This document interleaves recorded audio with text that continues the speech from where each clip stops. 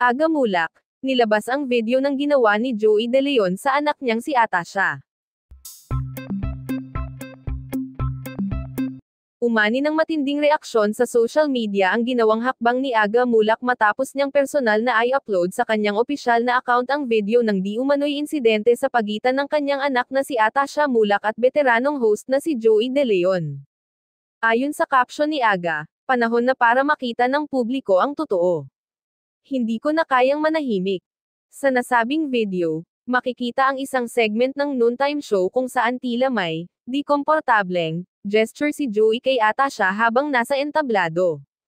Bagamat wala namang pisikal na pananakit, pansin ng maraming netizen ang biglaang pagkailang ni Atasha at ang tahimik nitong reaksyon matapos ang insidente.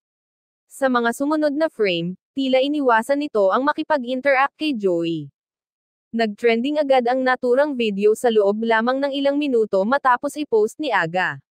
Maraming netizens ang nagpahayag ng suporta sa aktor sa kanyang pagiging isang responsableng ama. Kung totoo man ito, saludo kami sa iyo Aga sa pagtatanggol sa anak mo, sabi ng isang commenter. May iba namang nagsabing dapat muna itong imbestigahan bago maglabas ng matinding paratang. Samantala, nanatiling tahimik ang kampo ni Joey De Leon matapos ang paglalabas ng video. Ayon sa ilang source, pinapayuhan umano siya ng kanyang mga abogado na huwag munang magsalita habang pinag-aaralan ang mga legal na hakbang. May mga haka-haka rin na nagkakaroon na ng internal inquiry sa production ng programa upang maayos ang sitwasyon bago ito tuluyang lumala. Naglabas din ng maikling pahayag si Charlene Gonzalez, ina ni Atasha, kung saan sinabi niyang, ang dignidad ng isang babae ay hindi biro. Suportado namin ni Aga ang anak namin, buo at walang alinlangan. Patuloy pa ring inaabangan ng publiko ang magiging tugon ni Joey at kung ano ang magiging desisyon ng pamunuan ng show. Dahil sa viral na video, umani rin ng suporta si Atasha mula sa kapwa niya mga artista at ilang women's rights advocates.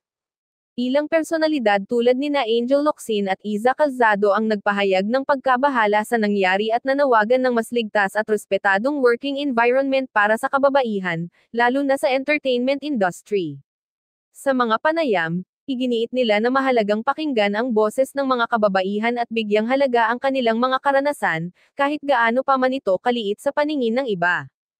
Sa kabilang banda, ilang taga-suporta ni Joey De Leon ang nagsabing maaaring maling interpretasyon lang ang nangyari sa video at hindi ito sapat na batayan para husgahan agad ang veteranong host. Gayunpaman, patuloy ang investigasyon sa loob ng network, at may mga ulat na posibleng magsagawa ng closed-door dialogue sa pagitan ng mga kampo nina Joey, Atasha, at ng pamunuan ng show. Habang hindi pa lumalabas ang buong detalye, nananatiling nakaabang ang publiko sa susunod na hakbang ng bawat panig.